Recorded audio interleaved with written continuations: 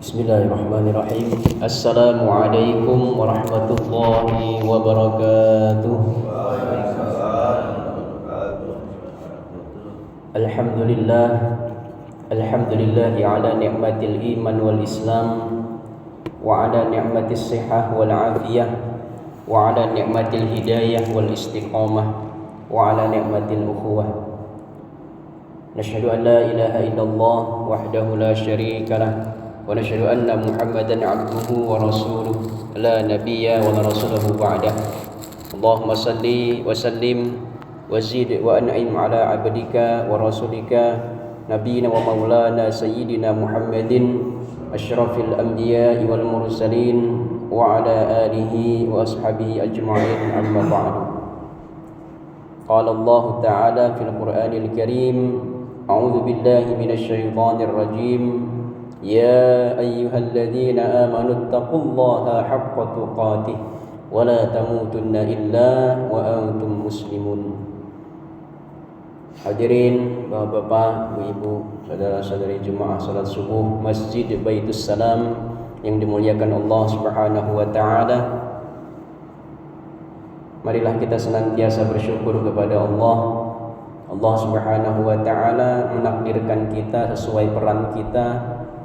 Ada yang berperan sebagai seorang suami, sebagai seorang istri, sebagai seorang orang tua, atau mungkin sebagai anak. Siapapun kita, sesuaikan peran kita. Dan Allah Subhanahu wa taala dan juga Rasulullah sallallahu alaihi wasallam itu sudah memberikan cara agar kita bisa sesuai dengan peran-peran kita. Kalau kita sebagai seorang suami, sebagai seorang ayah, sebagai seorang ibu, seorang istri, semuanya sudah ada cara-caranya agar kita bisa menjadi yang terbaik, versi terbaik. Jadi kalau kita sebagai seorang ayah, sebagai orang tua, atau sebagai seorang suami, maka bagaimana caranya menjadi seorang suami yang baik? Jangan menuntut bagaimana jadi istri yang baik. Ketika kita sudah baik, insya Allah istri kita akan baik. Tapi kalau kita menuntut istri kita menjadi orang baik, sedangkan kita tidak menjadi orang baik, maka itu tidak menjadi hal yang dianjurkan dalam ajaran agama kita.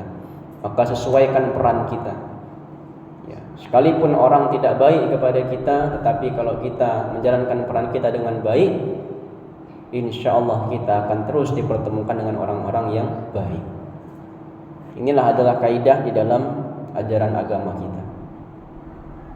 Itu juga mungkin kalau kita menjadi seorang tamu, pasti akan ada orang menerima tamu.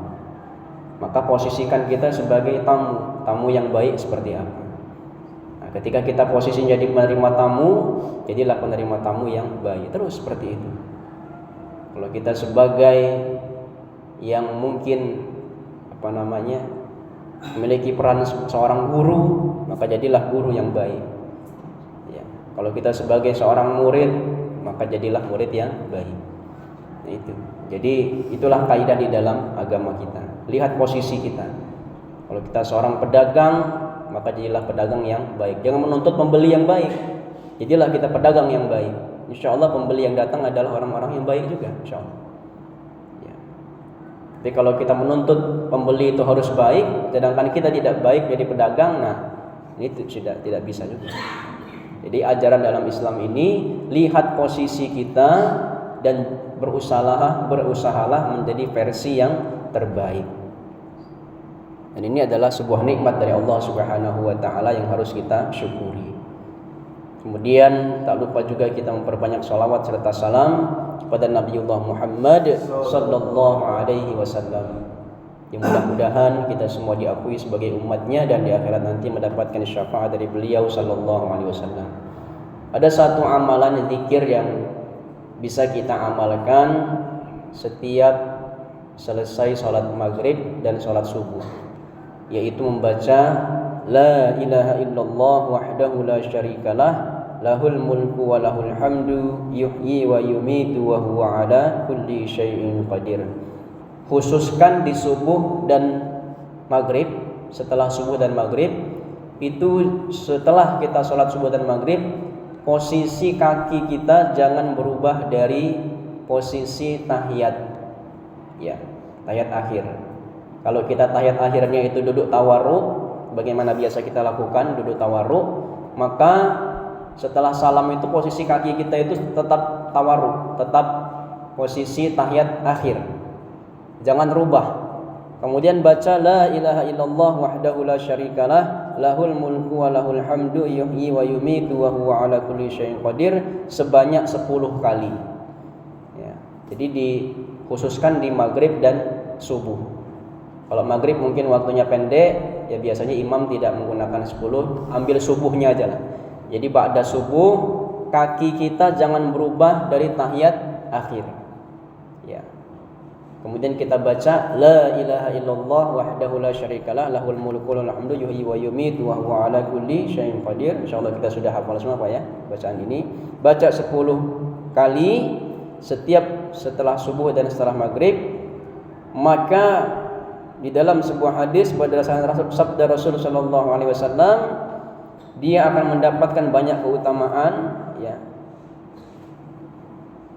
Maka Allah akan tulis setiap satu kali 10 kebaikan, ya. Dihapus 10 kejelekan, diangkat 10 derajat. Allah lindungi dari setiap kejelekan dan Allah lindungi dari godaan syaitan yang terkutuk. Hadis riwayat Ahmad, At-Tirmidzi, dan Imam At-Tirmidzi mengatakan hadis ini hasan ghairu sahih. Masya Allah. Jadi ini hadis yang bisa kita jadikan rujukan.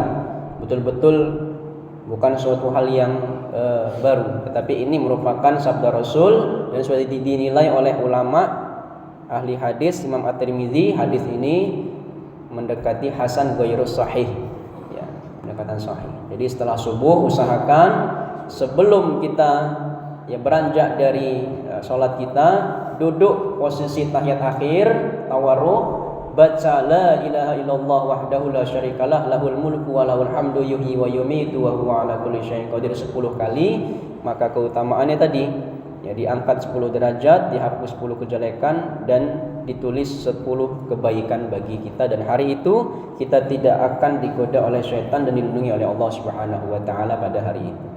Mudah-mudahan bisa kita amalkan dalam zikir-zikir kita setelah sholat yang biasa kita baca. Ya, makanya ketika saya ada kesempatan menjadi imam, itu setelah subuh saya rutinkan itu agar kita sama-sama bisa amalkan. Jadi posisi duduknya. Benarnya ada 3 riwayat itu, ada di ba'da subuh, ba'da maghrib, dan ba'da asar sebenarnya. Jadi kalau misalnya kita mau jadi makmum, kita misalnya imamnya hanya 3 kali, ya kita lanjutkan aja, tambah 7 kali lagi kan 10 gitu. Jadi di waktu-waktu itu. Nah ini insyaallah nanti ada penjelasannya lebih lengkap di, insyaallah saya share di link media sosial kita di grup kita. Mudah-mudahan bisa kita amalkan dan menjadi salah satu zikir yang bisa kita rutinkan dalam setelah sholat kita. Amin ya rabbal alamin. Demikian yang saya sampaikan. Kalau mohon maaf, pada Allah mohon ampun. Mari kita akhiri doa kafaratul majelis. Subhanakallahumma wa bihamdika asyhadu an la ilaha illa anta astaghfiruka wa atubu ilaik. Wallahu ta'ala alam bisawab wa nahnu nata'allam. Wassalamualaikum warahmatullahi wabarakatuh.